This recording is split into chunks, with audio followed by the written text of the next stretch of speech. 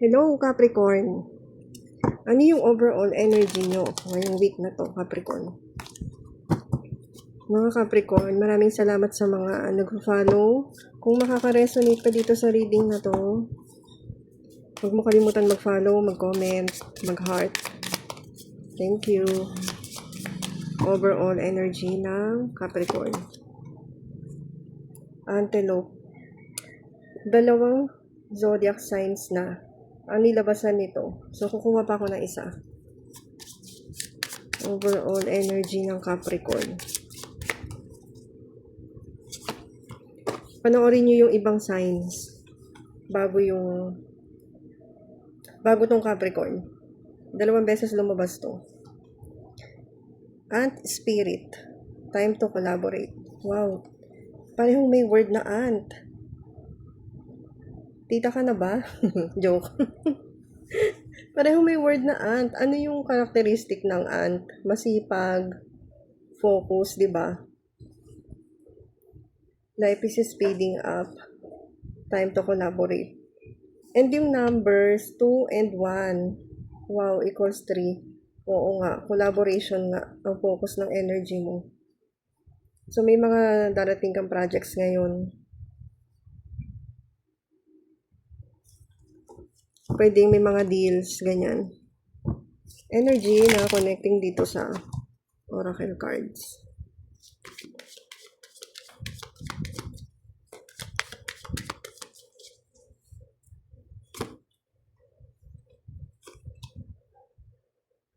Lumabas din to sa Aquarius yata.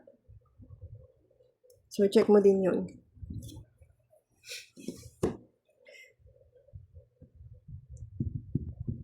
Kailangan mo nang gumawa ng decision ngayong week na to. Or gagawa ka ng decision para matapos na tong burden na nararanasan mo. So, baka meron kang problema sa trabaho or sa finances mo. Kailangan mo na makipag-collaborate or i-take tong project na to para mabawasan yung bigat na yan. Ano yung challenge para sa Capricorn this week?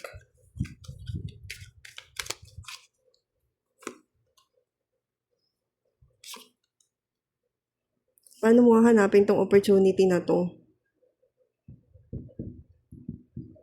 Paano ka mag-exert ng effort? Ikaw yung magsisik ng opportunity. Yun yung napipick up ko dito. Ikaw yung mag-o-offer ng collaboration. Or paano mo siya i-accept kung may nag-offer naman sa'yo? Kung may dumating na offer. Ang challenge, ganun. Paano mo to i-handle?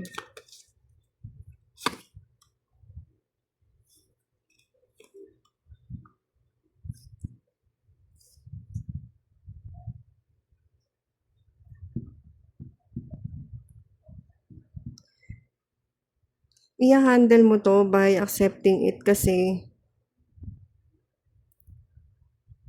kailangan mo dahil dito sa sa family mo or sa finances mo. Kailangan mo nang mag-support dito sa family mo or kung nasaan ka man na group.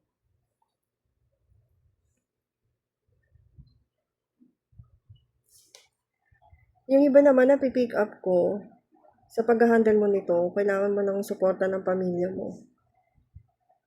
Or pwede rin naman na mag-seek ka muna ng help sa family mo or sa group mo na ganito na yung nararamdaman mo.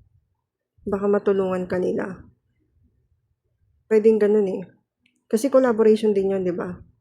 Dahil magkakaroon ng deal. Pwede mo ba akong tulungan, tapos tutulungan ka nila? So, yun, kailangan mo express yung gratitude. Dahil kung wala kang marireceive na offer,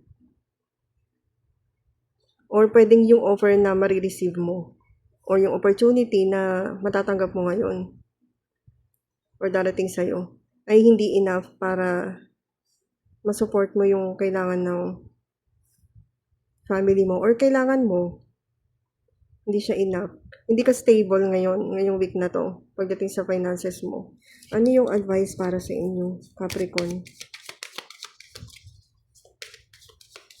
ngayong week na to, talagang more on nangangailangan ka ng support ng pamilya. Yun yung kailangan mong gawin. Huwag kang mahiyang humingi ng tulong. Advice. Wow. King of Pentacles and Emperor. Kung may handle mo ng maayos yung finances mo at magiging maayos yung transaction mo dito sa collaboration na to, magiging King of Pentacles ka. And mas mabibigyan ka pa ng responsibilities. And ang exchange nun ay stability mo. Pwedeng mapunta ka sa ganitong position Emperor. Ano mo yun? Time to collaborate. I-open mo yung sarili mo na tumanggap ng mga projects.